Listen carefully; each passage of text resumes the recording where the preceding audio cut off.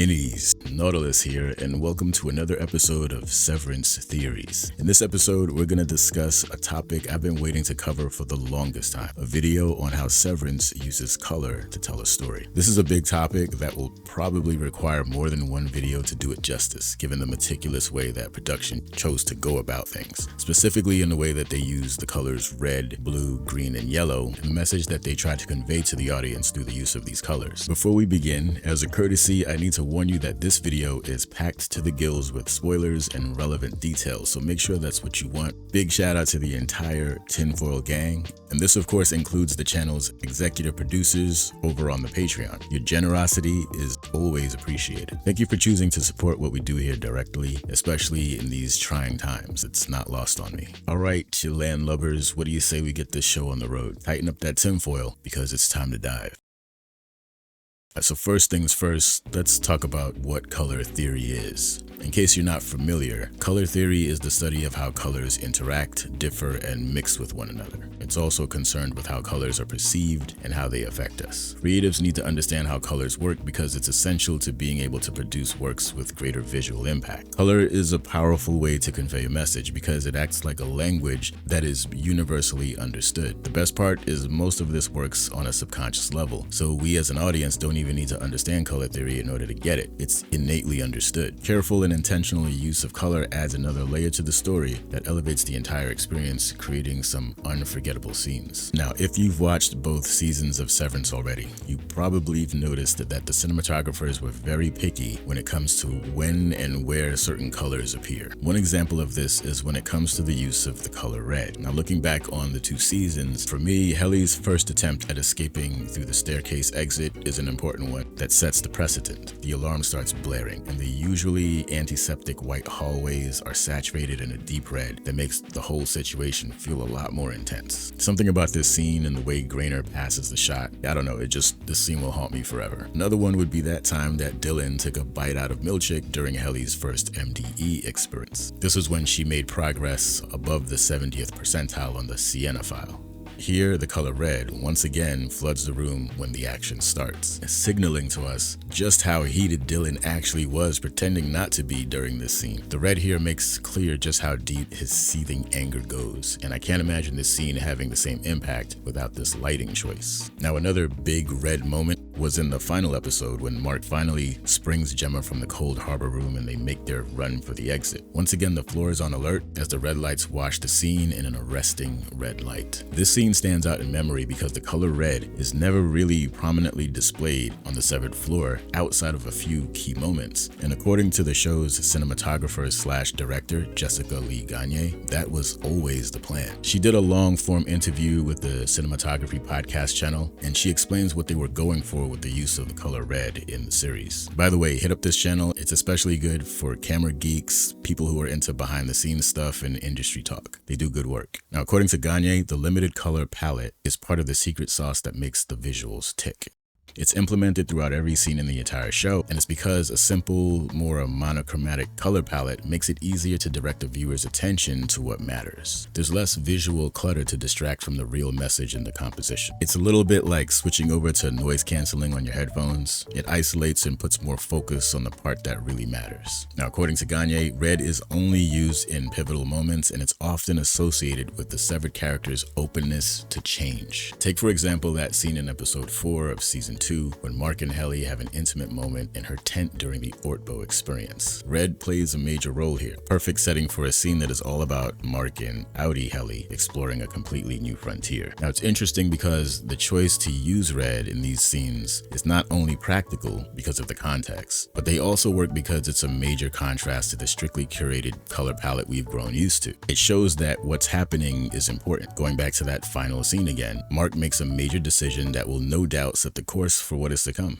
If red is meant to symbolize a character's willingness to go off the prescribed path, I Can't think of a more fitting moment to incorporate red into a scene than this. Also, as a side note, Ganya mentions that the final scene was shot on digital and then scanned to film, which explains the hazy, filmic look it has compared to the rest of the visuals. It definitely heightens the drama, giving the final scene a unique feel. Of course, one of the best uses, in my opinion, was the Chinese restaurant scene in the Attila episode, where we witness Mark, after a reintegration session, make his way to a Chinese restaurant. We catch him shoveling food down his gullet when Audi Heli just so happens to waltz into the joint. Again, we see the practical use of red as a color associated with Chinese culture, check, but the aggressive use of red boosts the threatening feeling that comes over Mark when the cute banter is replaced by the uneasy feeling that merits an early exit. Here, red is danger, and it's masterfully implemented. If you flip this scene around and look at it from Helena's perspective, this is her reaching out to Mark, trying to make a human connection, a character extending themselves, putting herself out there with a mind open to new possibilities. Now, one location that really stood out as a complete tonal contrast from the Severed Floor is that insane house that the Hales live in. Severance goes for a generous use of red and its cousin orange in these shots. So if we take Ganye's explanation and apply it here, we might come to the conclusion that Ricken's alignment is in direct conflict with Lumen in some way, shape, or form. We could also make the leap that this might mean Ricken will be an agent of change at some point in the future. That's a wild guess, but possible. One could argue that Devon played a huge role in getting Mark to make that turn that set him on a collision course with fate. One more red instance, and this time it's Petey and the robe that Mark gave him on the first night that he let him crash in the basement. Now Petey receives a striped robe, red and blue. Now blue has been established as a Lumen color, as it's the most common color worn by employees, whether they be on the Severed Floor or not. Given what we learned about the significance of the color red and what we know about blue, it's not too crazy to think that this robe is symbolic of Petey's reintegration and his current state of flux, or being in between states. Petey is somewhere between being an innie and an outie, making the choice of red and blue a perfect fit as far as symbols go. Now, long before the rebellious Heli started rocking yellow to work, she was in stock blue and green most of the days at the job. In fact, her first work outfit is made up of Lumen's two favorite colors, blue and green. The yellow dress doesn't show up until late in the season, long after she's established herself as a firebrand, making it likely that the yellow dress is a sign of her moving away from being a compliant innie, represented by the cooler colors of blue and green, towards the other end of the spectrum, where those warm, lively colors like red, orange, and yellow reside. We can't end the conversation about the use of the color red without talking about the intro. Now, I know we're going to do an intro dissection breakdown soon, but we're going to touch on this for now. In this trip through the twisted looking glass, Mark's severed halves go through a series of bewildering scenes, but there's a few things that remain consistent. Mark's Audi is rocking a red onesie, the two sides of his severed psyche, trying to help each other out, but at the same time they seem like they're kind of in a psychological tug-of-war. I think the red and blue betas in his apartment are alluding to this idea as well. Now, on the Severed Floor, the only color that breaks up the stark, clinically white halls is the inescapable astroturf green industrial carpet that covers the floor like a cheap suit. The Severed Floor is mostly devoid of color or visual variety, and that's on purpose. Too many colors might give the Severed employees ideas or inspire them emotionally, and you can't have that. I never noticed this small detail until I started researching for this video, but when Heli goes to the gala in season 1, her dress is blue, green, and white. I think it's safe to say that these colors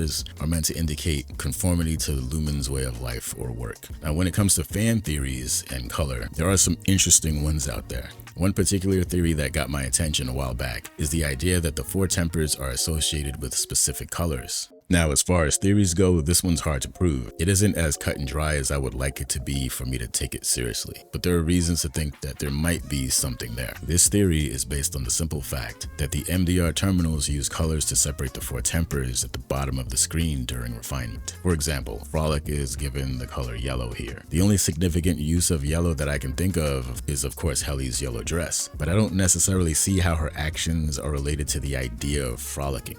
Then again, I'm no expert on the subject. It's not like I frolic very often. Now let's get into the last color we need to discuss, In season 2, we saw the introduction of a new color to the severed floor, and that's the color purple. Now, I've talked about this in a previous video, but I'll do a quick rundown of the generally accepted theory on the sudden appearance of this color. Now, from a color theory perspective, the color purple is produced by mixing the colors red and blue if you're working in RGB or RYB, which is probably not coincidental since there seems to be a correlation between the appearance of purple during scenes or the outside world represented by red comes into contact with, or the influence of the innie's world represented by the color blue. Dylan's wife visiting Audi Dilly? Really? That's between us. Dylan's wife visiting was one of the best examples of the use of purple and its meaning. Now, she's decked out in purple here in a scene where she is the connection or bridge between the innie and the outie side of Dylan's severed brain. We see the posters in the orientation room. There are several purple ones here as well. We also see some purple balloons. And if you recall, during this scene, they are fed the quote-unquote true story of the events following their daring escape. Allegedly. The innies are literally being fed info about the outside world here, a red influence in a blue space. Not to mention that Helly is an outie in innie's clothing. So purple is acting as a visual representation of the bridge between the severed worlds of the innies here. And we see it in various spots during this scene. Now there's more to it because some fans think that purple might also be tied to reintegration. Now going back to Petey's robe, you could technically say he's wearing a deconstructed purple robe if you really wanted to get technical. No? Is that too far out on the limb for you?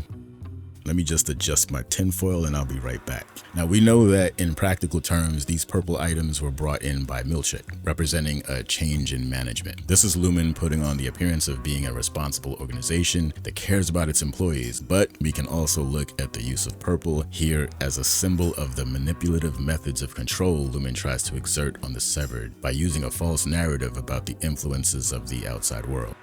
Before we go, we gotta check the mail, aka the comment section from the last Severance video, Severance's water theory.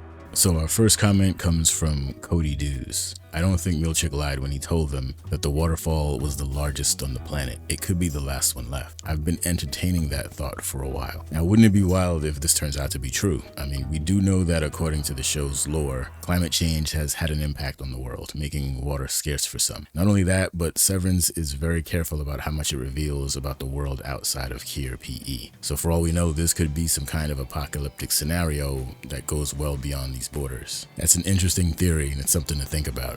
So moving on to H. Bo, who had this to say. Fun fact, in our world, Lesotho stores and exports an enormous amount of water to the downhill South Africa. If it's the same in Severance, it'd be quite the fortuitous location for a Lumen with goals of controlling the water supply.